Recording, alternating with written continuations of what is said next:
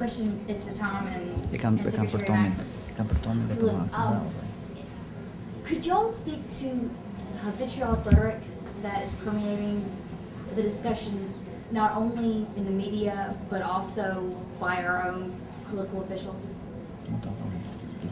Would we discuss the rhetoric? The vitriolic rhetoric that is permeating the discussion in the country, and how you see us stopping that? My greatest concern is that the citizens of this country and of other countries can receive accurate information upon which to base their judgments. There is so much information that is available on all of these various distribution platforms that is unedited, that is not fact-checked, and there's become a tremendous cutback in the number of reporters, genuine reporters who work for newspapers, especially. I mean, the reporters who provided, they were the information gatherers of our societies, in our city halls, in our state capitals, and so forth. They have been just decimated, and I am deeply concerned that the various new media don't have those type of really seasoned, experienced people who are providing truthful information. If you don't get truthful information, I mean, of course, the communists for so many years totally controlled the information in countries like Albania, and then of course the other is we have become no longer a United States of America. We are so divided. The enormous amount of hostility and attacks on each other by our political parties. I hope and almost pray that coming out of Tucson and the tragedy of Tucson is some softening, some greater respect for each other. I mean, I have seen a lot of really mean-spirited political rhetoric in these last several years. It just seems to have sort of almost begun to amplify, you know, and I'm troubled, but I'm also just seeing a glimmer of hope coming out of what happened in Tucson, and that's a long answer to a very important question. Max? Well, that was a very powerful answer. I kind of take my view of the direction of media, which is really an advertising word rather than journalism. I kind of take it from a guy named John Naisbitt, who in the 80s, 1980s, wrote a book called Megatrends. And he pointed out one of the 10 megatrends in American life was the tendency for narrowcasting, not broadcasting. When you go from 3 channels, basically, which had editorial review, and that's how Americans got their news, that was broadcasting, ABC, CBS, NBC. Now, you got what? What's the Billy Joel song? 500 channels and nothing on. I mean, you got 500 or more channels. You can choose whatever point of view you like. And the tendency has been, not only with television, but with radio and now with the social media, the tendency has been toward narrowcasting. The more narrow, the more virulent, the more vehement, because the audience is already there. Maybe it's prepaid, and you can say pretty much whatever you want to say. I remember when some of Ted Turner's folks came to see me when I was head of the VA about 1977, and I told them, I said, the CNN thing, I said, you're doing quite well with it. They said, yeah, it was such a great idea, even we couldn't screw it up. So, but with the advent of cable news, where somebody pays for it, you get what you pay for. And so, you want to pay for a certain point of view, you get it. And so the tendency has been toward narrow casting. And the more narrow the cast, the more vehement the rhetoric. Secondly, Naismith also, who helped coin the term information age, said that 7 out of 10 jobs were created through the exchange of information, not manufacturing something. But he said, we are even in the 1980s, he said, we are drowning in information and starved for wisdom and insight. Where is the wisdom and insight now? The wisdom and insight used to be provided by, shall we say, experienced reporters who became editors, and then they worked their way up the chain. That pyramid is almost gone.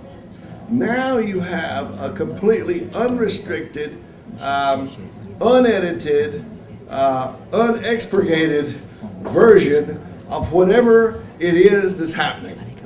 And you can just choose your own view of things. You can put your own spin on whatever is covered on Facebook, on Twitter, on the cell phone, on the video, whatever. You can put your own spin on it. So we have more and more of the Wild West. So you combine narrow casting with the Wild West approach, and anybody can create a blog, anybody can make news, anybody seems to be able to say anything they want to. Now, on the one hand, that's total freedom, that's total democracy. On the other hand, where's the wisdom and insight? Individual citizens have to provide their own now. It's not going to come from some third party up the pyramid. So we have more and more a totally democratic access to media, but that puts more responsibility on us as individual citizens. The vehement rhetoric will not be turned around in campaigns until people start kind of voting against it, or rejecting it, or not subscribing to it, or taking whatever outlet that a consumer wants to take. And the ultimate outlet is rejection. Until that product is not sold on the street anymore, if people are continuing to buy it, it will be produced. So, and it's not just here, but it's around the world, because as Ginsey has pointed out, as Ferry has pointed out, you know, we don't know where the revolution sparked by the internet will go in Tunisia, in Egypt, in Jordan, in Yemen. We don't know where that's going to go. Saudi Arabia. Yeah, there you go. Probably Iran, hopefully. So we just don't know. There's both good news and bad news. There's both good actors out there and bad actors out. And the individual people in these states and the individual citizens like us looking on will have to sort it all out. So I will say this, though. I want to emphasize that there are very good channels and there are very good brands. I mean, I think that, you know, there are brands that are as well respected in this new electronic age as they were in the era of print and ink. I mean, I see them struggling to find a business model that really works, but you can depend, in my opinion, on the New York Times. Take away the editorial page, you can depend on the Wall Street Journal. You can depend on NPR. I think NPR is, I mean, thank goodness for NPR on it. But I want brands that will be not preserved, that will flourish in this new era. The brands of CNN and the brands of others that are in this room that are quality brands, so that future generations have those choices of quality content.